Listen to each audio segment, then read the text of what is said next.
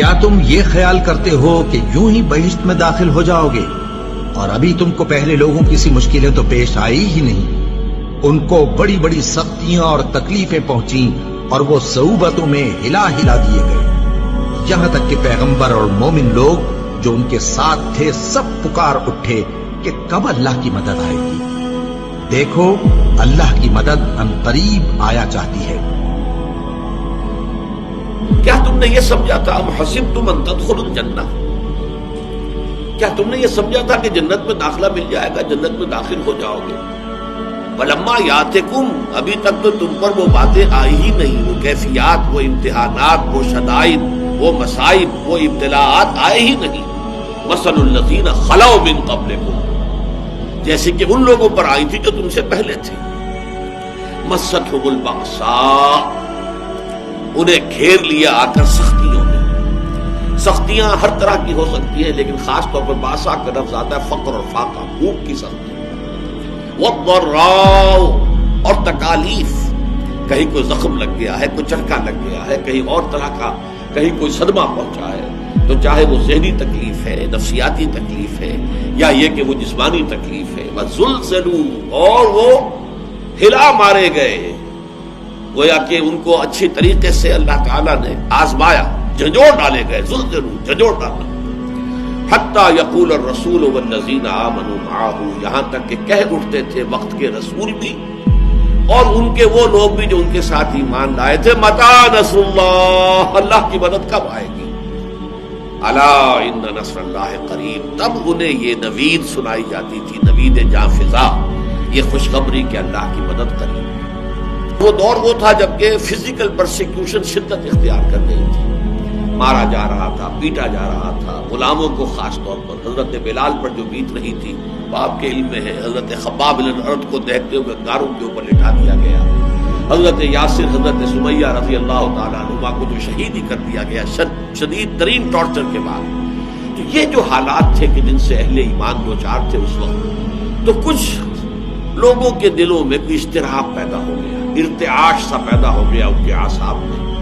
اور حضور کے پاس حاضر ہوئے۔ یہ بخاری شریف کی روایت ہے، اور اس کی راوی کون ہے؟ خباب بن الارت، جن کے ساتھ وہ واقعہ پیش آیا تھا کہ ننگی پیٹھ انہیں دہکتے ہوئے انگاروں پر لٹایا گیا تھا کہ وہ پیٹھ کی کھال جلی اور اس کی چربی پگھلی تو اس سے وہ انگارے ٹھنڈے ہوئے۔ اس درجے جو ہے تعذیب، اس درجے ٹارچر سے جو شخص گزرا تھا، اس نے اگر آ کر کہا ہے، حدیث کے الفاظ یہ کہ حضور اس وقت خانہ کعبہ کی ایک دیوار کے سائے میں اپنی چادر کی ٹیک لگا کر آپ استراحت فرما رہے تھے، تو ہم حاضر ہوئے، ہم نے عرض کیا حضور اب تو یہ مصائب ناقابل برداشت ہوتے جا رہے ہیں، الا تدعو لنا، آپ ہمارے لیے دعا نہیں کرتے کہ اللہ تعالیٰ کی طرف سے نصرت آ جائے؟ تو حضور نے بھی کچھ اظہار ناراضگی فرمایا، آپ اٹھ کر بیٹھ گئے اور آپ نے کہا خدا کی قسم تم بہت جلدی مچا رہے ہو،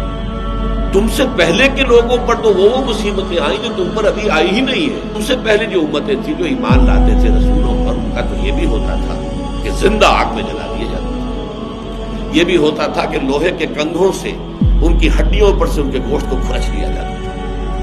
یہ بھی ہوتا تھا کہ ایک گڑھا کھود کر ایک آدمی کو گاڑ دیا جاتا تھا اس میں، اور پھر اس کے سر کے اوپر آرا رکھ کر چیرنا شروع کرتے تھے اور پورے جسم کو دو حصوں میں تقسیم کر دیتے تھے، لیکن پھر بھی وہ ثابت قدم رہتے تھے تو تم تو جلدی بچا رہے ہو۔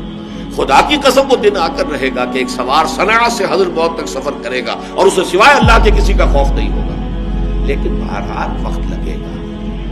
تو اللہ تو ظاہر کر کے رہے گا ان کو کہ جو سچے ہیں، واقعی صادق الایمان ہیں،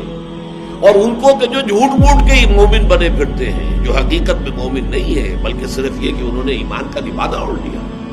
اللہ تو لازماً ظاہر کر دے گا کون حقیقتاً مومن ہے اور کون منافق ہے،